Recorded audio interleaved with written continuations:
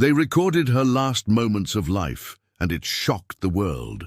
The Christmas fair lights twinkled merrily in Ancoats, Manchester, on that cold December evening in 1964.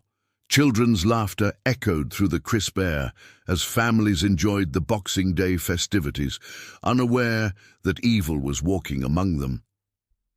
10-year-old Lesley Ann Downey moved through the crowd with the innocent excitement that only a child at Christmas can possess, her blonde hair catching the colourful glow of the carnival lights.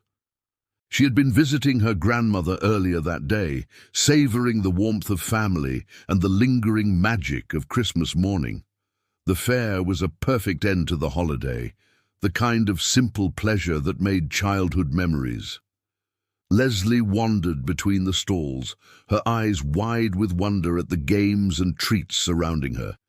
She had no way of knowing that two predators were watching her every move, calculating the perfect moment to strike. The smell of roasted chestnuts and candy floss filled the air, mixing with the sounds of carousel music and excited children. It was the kind of scene that epitomized British Christmas traditions. Families coming together, children playing freely, a community celebrating in the spirit of the season. The Boxing Day Fair had been a tradition in Manchester for decades, a place where working-class families could afford to give their children a magical experience.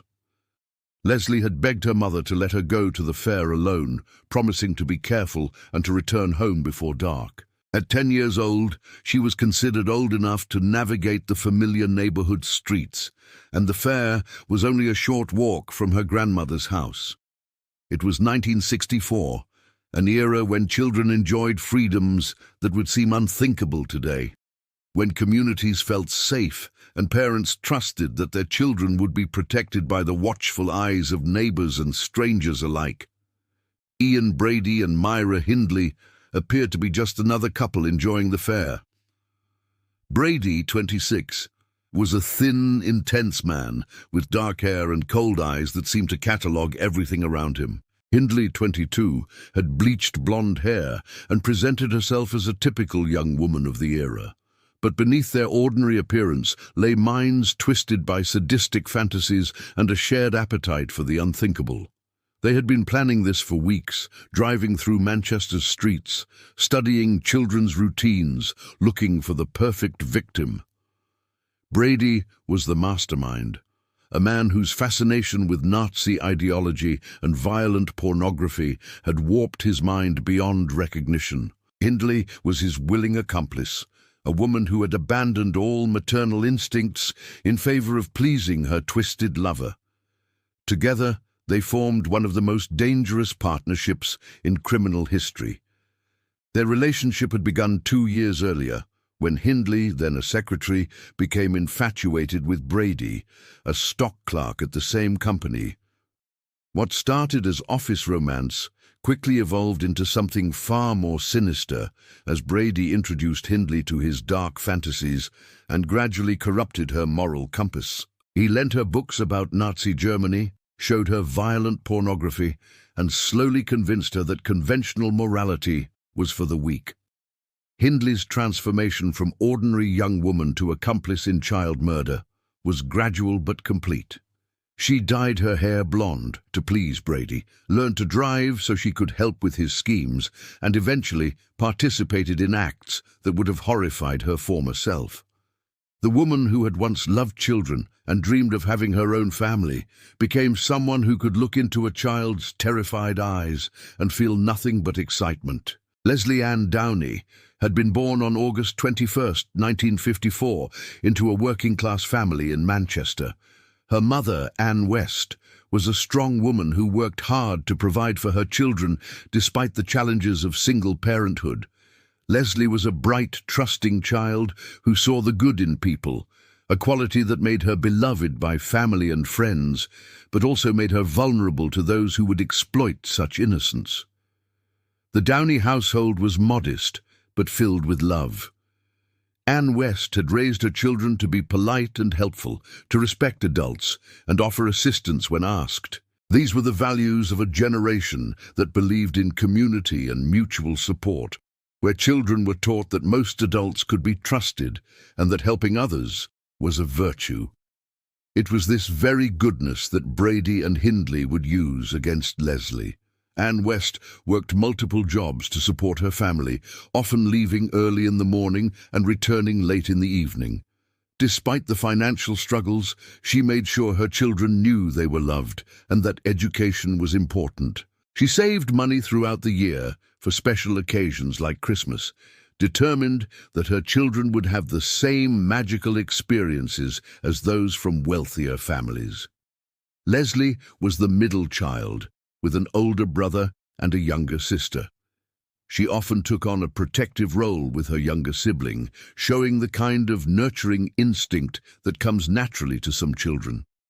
Her teachers at school described her as helpful and kind, always willing to assist classmates who were struggling with their work. She had a particular fondness for animals and often brought home stray cats, begging her mother to let her keep them.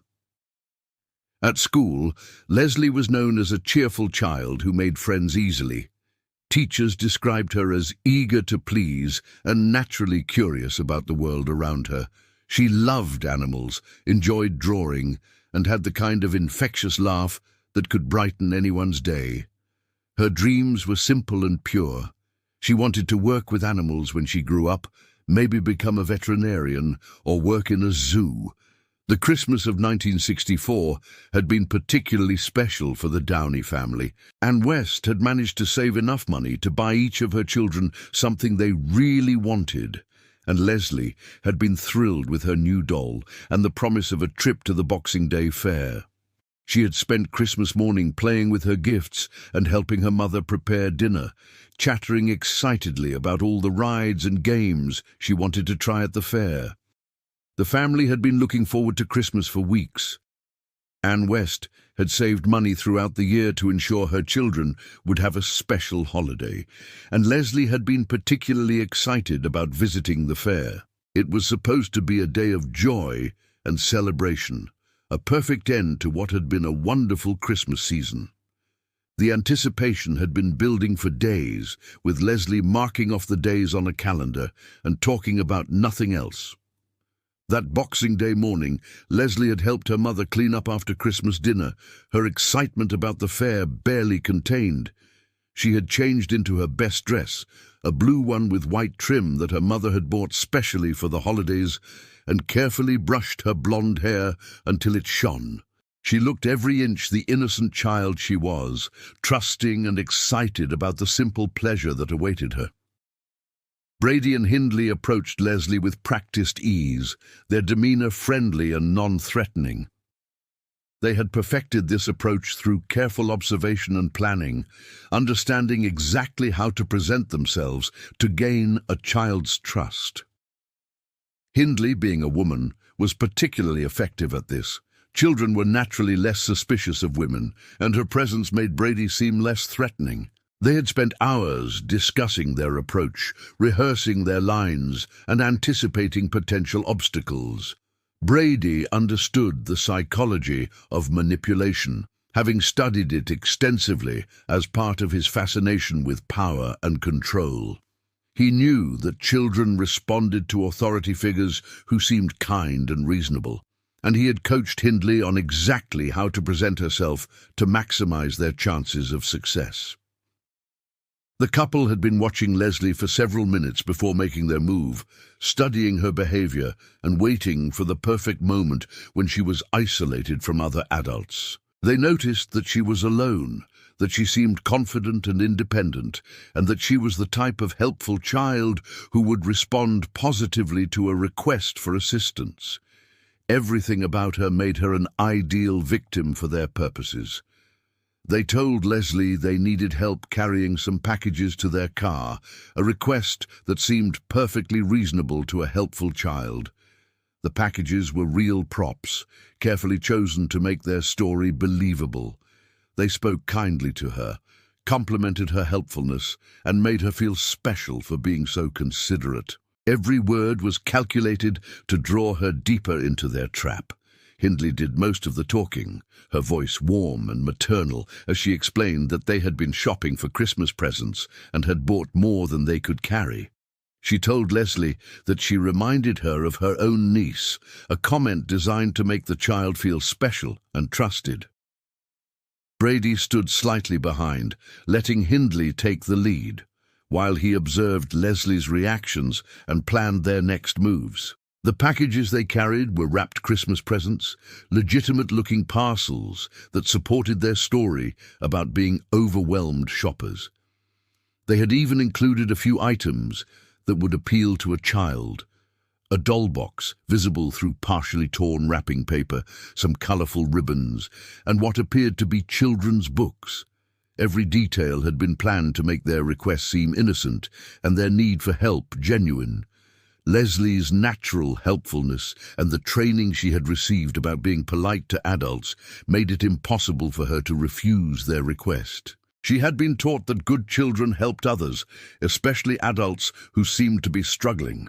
The idea that these friendly people might mean her harm simply didn't occur to her. Such evil was beyond her experience and imagination. The walk to their car took only a few minutes, but it was long enough for Lesley to be led away from the safety of the crowd. Once she was isolated, the mask of friendliness began to slip. Brady's voice became more commanding, Hindley's smile more forced. But by then, it was too late for Lesley to escape. She was trapped with two of the most dangerous predators Britain had ever known. As they walked, Hindley kept up a stream of friendly chatter, asking Lesley about her Christmas, complimenting her dress, and making her feel comfortable and special.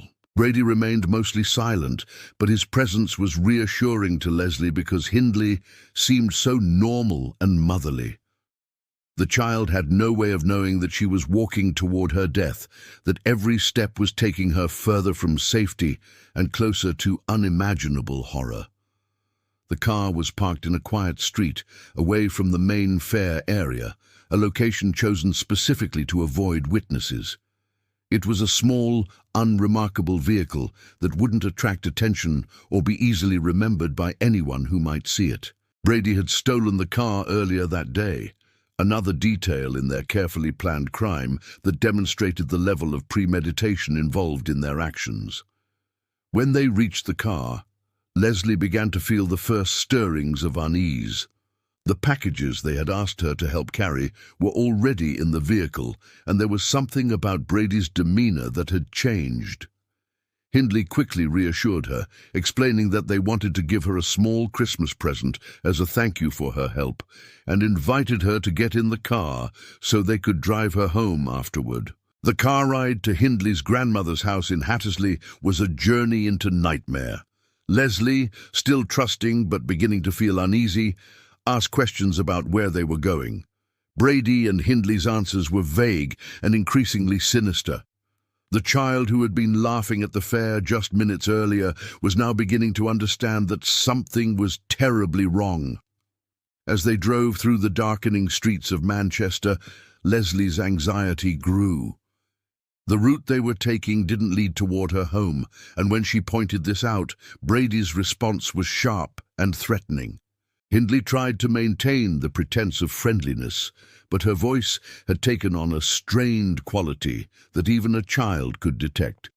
The atmosphere in the car had become tense and frightening.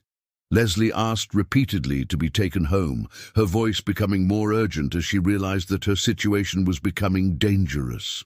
She mentioned that her mother would be worried, that she was expected home before dark, and that people would be looking for her. But her pleas fell on deaf ears.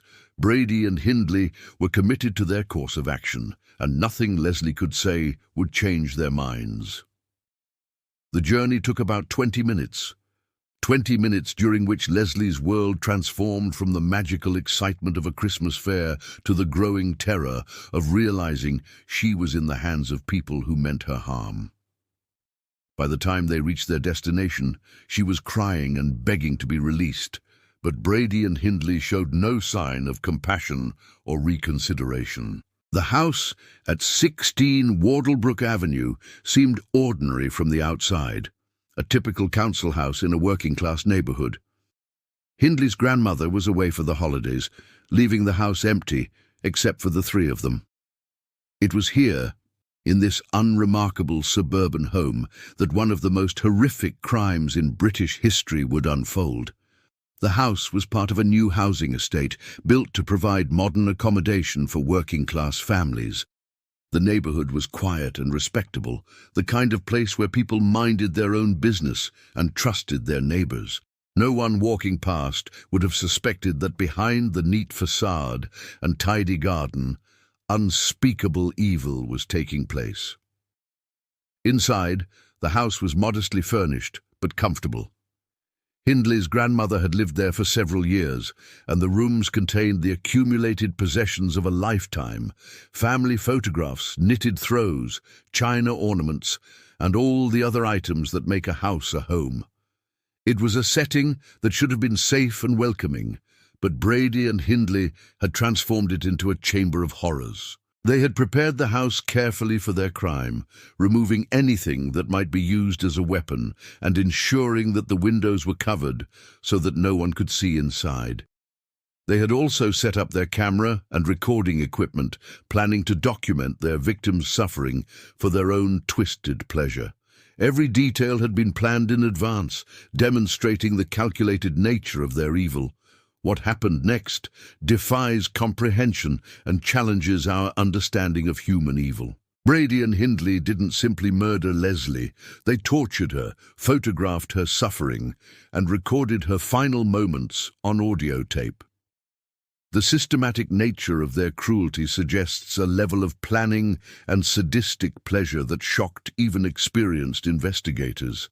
The torture began almost immediately after they entered the house. Brady's mask of civility disappeared completely, replaced by the cold, calculating demeanor of a predator who had finally cornered his prey.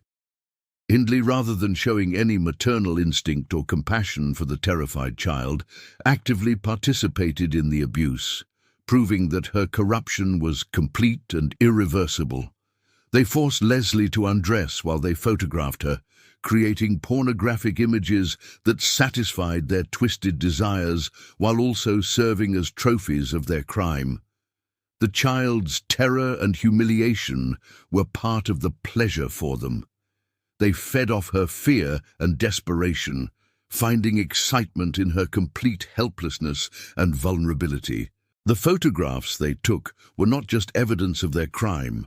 They were trophies, souvenirs of their victims' suffering that they could revisit and enjoy. The camera captured images of a terrified child, stripped of dignity and hope, pleading for mercy that would never come. These images would later become crucial evidence in their prosecution, but they also represented the complete dehumanization of an innocent child.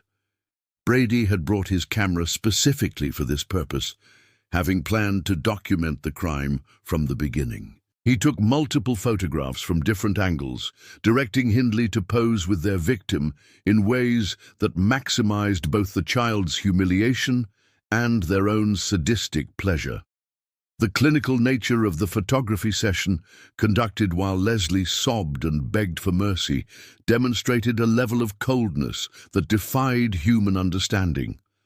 But it was the audio recording that would become the most damning and disturbing evidence of their crime. In an act of unimaginable cruelty, Brady and Hindley recorded Lesley's final moments, preserving forever the sound of her terror and their own callous indifference to her suffering. The tape captured every plea, every sob, every desperate cry for help from a child who knew she was going to die. The decision to make the recording was Brady's, driven by his desire to preserve the experience for future enjoyment. He had brought a portable tape recorder to the house, setting it up carefully to capture every sound. The recording was not made for blackmail or any practical purpose.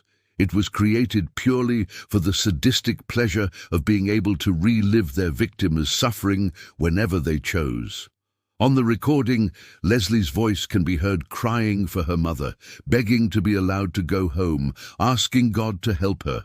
Her words are heartbreaking in their simplicity and desperation, the natural responses of a frightened child who cannot understand why this is happening to her.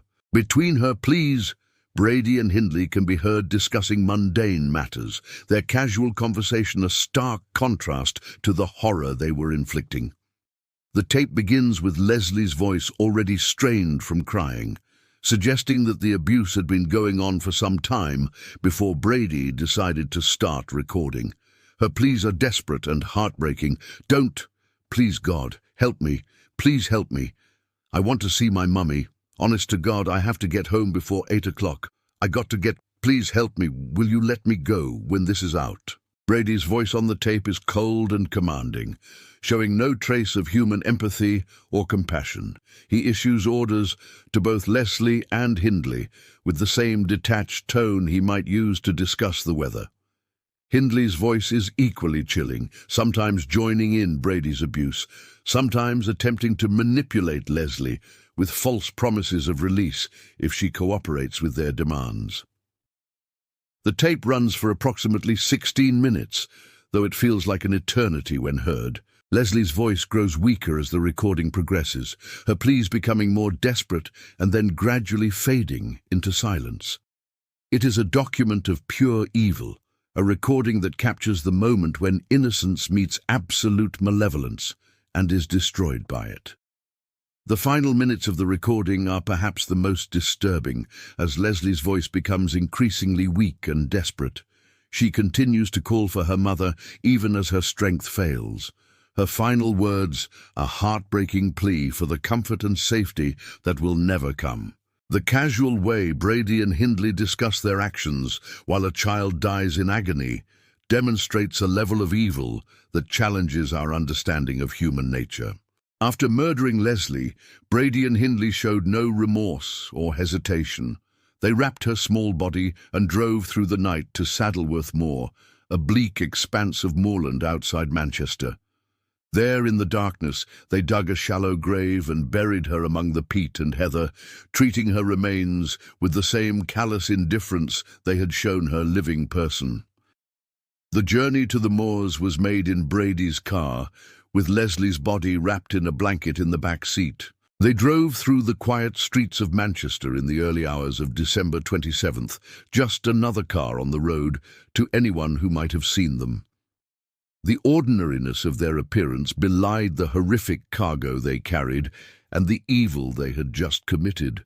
Saddleworth Moor was a location Brady knew well from his childhood rambles. The remote, windswept landscape provided the perfect hiding place for their crimes, miles of empty moorland where a body could lie undiscovered for years. The acidic soil and harsh weather conditions would help destroy evidence, and the isolation meant they could work without fear of interruption. They had brought a spade with them, and Brady dug the grave while Hindley kept watch. The ground was hard with winter frost, making the digging difficult, but Brady persevered with the same methodical approach he brought to all aspects of his crimes. They buried Lesley in a shallow grave, covering her with peat and stones, before returning to Manchester as if nothing had happened. The moors became their dumping ground, a place where they could dispose of their victims and return to their normal lives as if nothing had happened. The remote location made discovery unlikely, and the acidic soil would help destroy evidence over time. It was a calculated choice that demonstrated their understanding of how to evade detection while continuing their killing spree. Over the following months, Brady and Hindley would return to the moors several times, sometimes to bury other victims, sometimes simply to revisit the sites of their crimes. They seemed to derive pleasure from these visits, treating the burial sites like trophies or monuments to their evil. The moors became a landscape of horror, dotted with the graves of innocent children.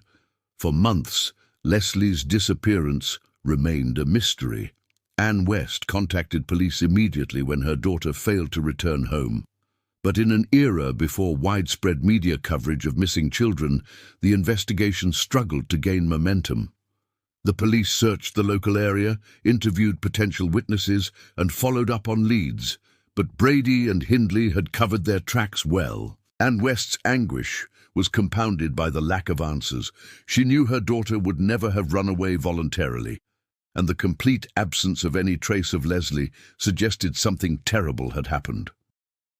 She spent sleepless nights walking the streets of Manchester, hoping against hope that she might find some clue to her daughter's whereabouts. The police investigation was hampered by the limitations of 1960s forensic science and communication technology. There were no CCTV cameras to review, no mobile phone records to trace, no DNA evidence to analyze. The investigation relied on witness statements and physical evidence, both of which were in short supply. Brady and Hindley had planned their crime carefully, leaving few clues for investigators to follow. Detective work in the 1960s was a painstaking process of door-to-door inquiries, manual record searches, and following up on tips from the public. The police interviewed hundreds of people, checked every lead, and searched every possible location, but without concrete evidence, the case began to go cold. And West refused to give up hope, but as weeks turned to months, even she began to fear the worst. The breakthrough came almost a year later, in October 1965, when Brady and Hindley made a fatal mistake. They had recruited Hindley's brother-in-law, David Smith, to help them with another murder, but Smith was horrified by what he witnessed and contacted the police. When officers searched the house, they found a wealth of evidence, including the photographs and the audio tape of Lesley's final moments. David Smith had been drawn into Brady and Hindley's circle through his marriage to Hindley's sister, Maureen. Brady had been grooming Smith for months, gradually introducing him to his violent fantasies and testing his reactions to increasingly disturbing ideas. Brady believed he had found another potential accomplice, someone who could help expand their killing spree. The murder that Smith witnessed was that of Edward Evans, a 17-year-old homosexual whom Brady had picked up in Manchester. Brady killed Evans with an axe, while Smith watched in horror, then calmly asked for help in disposing of the body. Smith, terrified and sickened by what he had seen, agreed to help in the moment, but immediately contacted police once he was safely away from the house. When police arrived at 16 Wardlebrook Avenue on October 7, 1965, they found Evans's body wrapped in plastic sheeting in an upstairs bedroom. A search of the house revealed a treasure trove of evidence: photographs of Lesley and other victims, the tape recording of Lesley's murder, weapons, and detailed notes about their crimes. Brady and Hindley's carefully constructed facade of normalcy crumbled in a matter of hours. The discovery of the tape sent shockwaves through the investigation team. Hardened detectives who had seen the worst of human nature were reduced to tears by the recording. The casual cruelty captured on the tape was unlike anything they had encountered before, and it provided irrefutable evidence of Brady and Hindley's guilt. Detective Chief Inspector Joe Mounsey, who led the investigation, later described hearing the tape as one of the most disturbing experiences of his career. The sound of a child's terror, preserved forever on magnetic tape, brought home the reality of Brady and Hindley's crimes in a way that no other evidence could. It was proof not just of murder, but of the systematic torture and abuse that had preceded it. The tape was played to a select group of senior investigators, all of whom were deeply affected by the experience. The decision was made to limit access to the recording to only those who absolutely needed to hear it for the investigation. Even hardened police officers found it difficult to listen to the entire recording without becoming emotionally overwhelmed. The photographs found in the house were equally disturbing, showing not just Lesley but other children in various states of undress and terror. The images provided a visual record of Brady and Hindley's crimes, documenting their victims' suffering with the same clinical detachment they had shown during the murders themselves. Each photograph was a piece of evidence, but also a monument to the evil that had taken place in that ordinary suburban house. When the tape was played during their trial in 1966, the courtroom fell into stunned silence. Jurors wept openly, and even the judge struggled to maintain his composure. The recording brought Lesley's suffering into the courtroom in a way that no other evidence could, making her a presence in the proceedings even though she had been dead for over a year. The trial of Ian Brady and Myra Hindley began at Chester Assizes on April 19, 1966, and quickly became one of the most sensational criminal trials in British history. The evidence against them was overwhelming, but it was the tape recording of Lesley's final moments that provided the most powerful and disturbing testimony to their guilt. When the tape was played in court, the effect was immediate and devastating. Strong men wept, women fled the courtroom, and even the most experienced legal professionals struggled to maintain their composure. The sound of Lesley's voice, crying for her mother and begging for mercy, brought home the reality of Brady and Hindley's crimes in a way that no written evidence could match. The judge, Mr. Justice Fenton Atkinson, warned the jury before the tape was played that they were about to hear something deeply disturbing. He explained that the recording was crucial evidence, but that it would be difficult to listen to. Even with this preparation, many jurors were visibly shaken by the experience, and several had to leave the courtroom temporarily to compose themselves. The defense attempted to argue that the tape had been edited or manipulated, but forensic analysis confirmed its authenticity. Every word, every sob, every plea for mercy was genuine, captured in real time as a child died in agony. The recording stood as irrefutable proof of Brady and Hindley's guilt and the systematic nature of their cruelty. The public reaction to the case was one of horror and disbelief. The idea that two seemingly ordinary people could commit such acts of cruelty against children challenged fundamental assumptions about human nature and the safety of society. The case became a watershed moment in British criminal history, marking the end of an era of innocence and the beginning of a more suspicious, security-conscious age. Newspaper coverage of the trial was extensive and sensational, with headlines that struggled to capture the enormity of Brady and Hindley's crimes. The British public, still recovering from the trauma of World War II and adjusting to the social changes of the 1960s, found it difficult to comprehend how such evil could exist in their midst. The case sparked debates about the nature of evil, the death penalty, and the protection of children.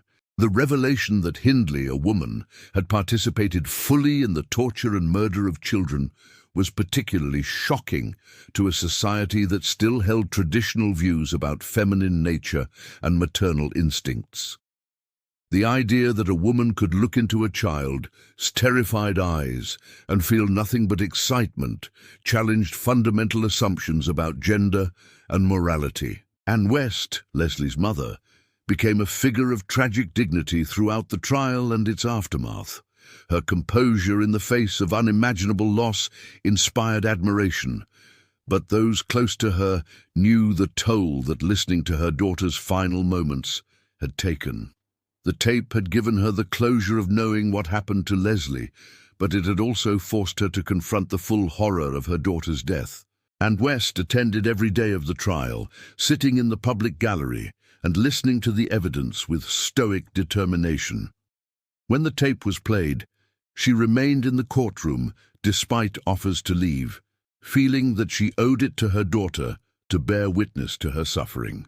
The strength she showed during those terrible moments became legendary among those who knew her. After the trial, Anne West dedicated her life to ensuring that Brady and Hindley would never be released from prison. She became a campaigner for victims' rights, using her pain and her daughter's memory to advocate for tougher sentences and better protection for children.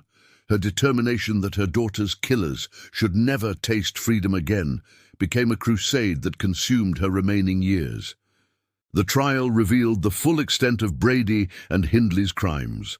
Lesley was one of 5 known victims, all children, all murdered with the same callous brutality. The couple had turned killing into a hobby, a shared interest that bonded them together in evil. Their lack of remorse, even when confronted with the evidence of their crimes, demonstrated a complete absence of human empathy. The other victims were Pauline Reed, 16, John Kilbride, 12, Keith Bennett, 12, and Edward Evans, 17. Each had been lured to their deaths through deception and false promises. Each had suffered terribly before dying, and each had been buried on the bleak moors outside Manchester.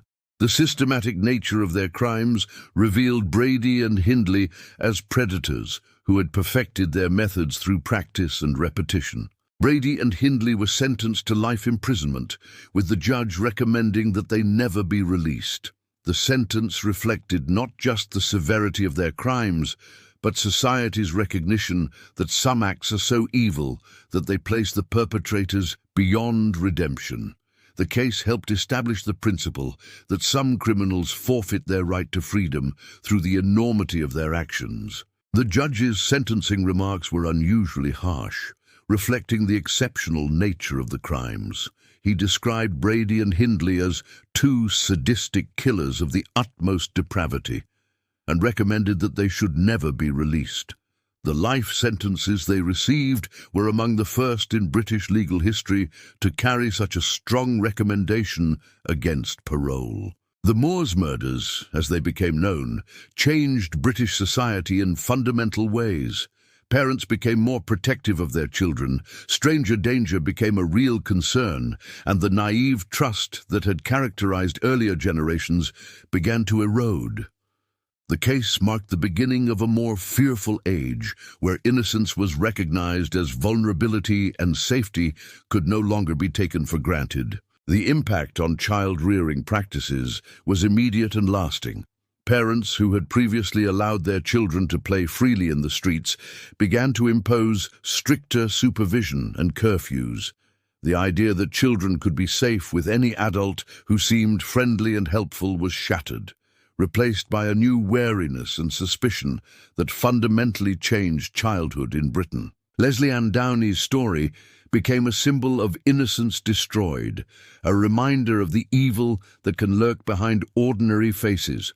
Her recorded final moments served as evidence not just of Brady and Hindley's guilt, but of the capacity for human cruelty that most people prefer not to acknowledge. The tape forced society to confront uncomfortable truths about the nature of evil and the vulnerability of children.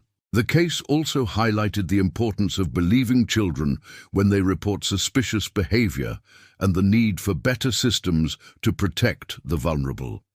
Lesley's death, along with those of the other victims, led to changes in how missing children cases were handled and how society thought about child protection. New protocols were developed for investigating disappearances, and public awareness campaigns were launched to educate children about stranger danger. Anne West spent the rest of her life ensuring that Brady and Hindley would never be freed. She became a campaigner for victims' rights, using her pain to advocate for others who had lost loved ones to violent crime.